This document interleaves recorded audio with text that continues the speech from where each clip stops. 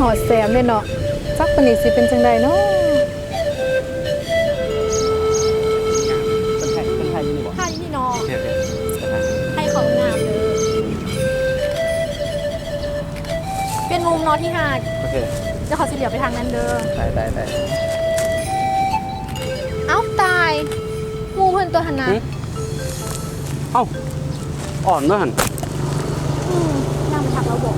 ไปอ่อนคือมานั่งอยู่นี่คนเดียวอ่อนคือมานั่งอยู่คนเดียวอยู่นี่ เอ้ามาอย่างนี้ตาย โอ้ยเดี๋ยวใจละมือไปฮอดดาวอังคารพุ่นละ ค่อยหากับมาฮอดเมื่อกี้นี่เห็นนั่งอยู่คนเดียวก็เลยเข้าไปทัก เป็นนี่อย่างคือใจลอยแท้ เขาคิดหอดแซมน่ะตาย นี่ก็เป็นเดือนน่ะได้ที่เขาน้ำหอดแซมน่ะเรายังบดีมเข้าปานนี้เลย ทุกคนสองคนยังบ่ดีกันปานนี้ว่ะ ยังน่ะแซมแล้วโคตรใจแข็งเลยจักสิเฮ็ดจังใดบุแหละ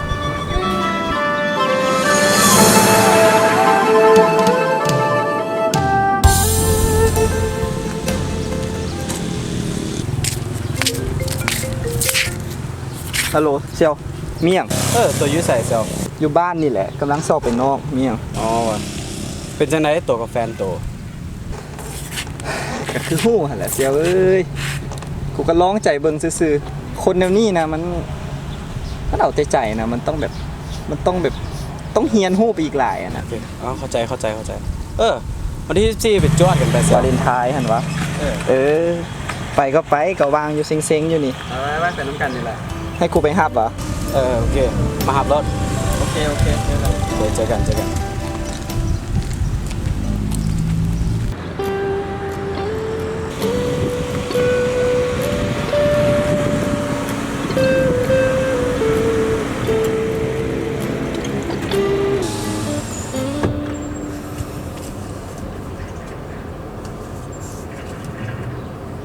เอ้า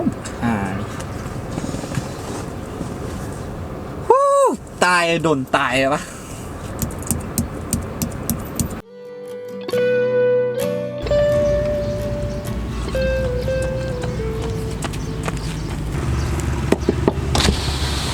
เซียวเดี๋ยว กุ้งดิสะ บันนึงถ้าแฟนกูบันนึงเดี๋ยวเขาเจ้าถ่าหาต้มหูไปเห็นเว้ยเดี๋ยวกูมาไปเออ สุไปเฮ็ดอย่างโลเลเด้อเดี๋ยวไป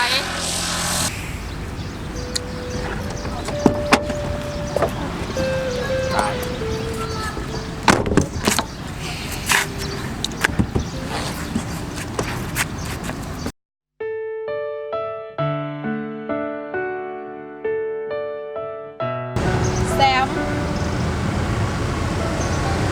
ก็เป็นอย่างอยู่นี่เหรอ เคยมาหาเจ้า มึงสิมาหาข่อยอีกเหรอ คอยขอโทษที่วันนั้นเข้าใจหอนแล้วไปย้อมฟังเหตุผลของเจ้าคือหัวาเจ้าเสียใจและผิดหวังในตัวคอย มันเพราะสิเป็นไปได้บ่ถ้าคอยอยากคอยเขาสองคนกลับมาเป็นคือเก่า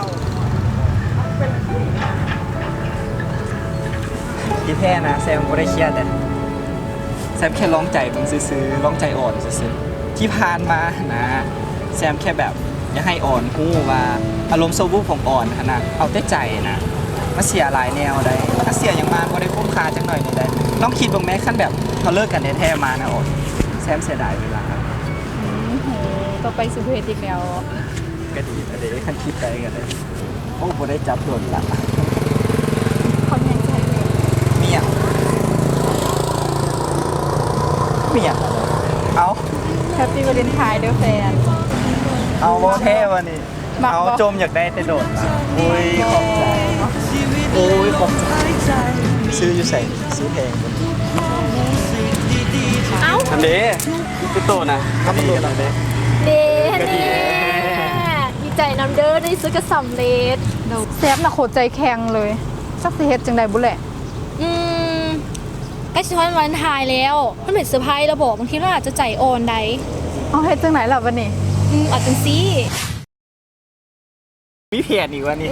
บ่กันนี่เนาะล่ะเนาะจังได๋ดีห่าง ไปจดเดียว จานละพันเลย ดีๆจะเก็บไว้ทุกความห่วงใยจะบอกเพียนพันสัญญาว่าจะมีกัน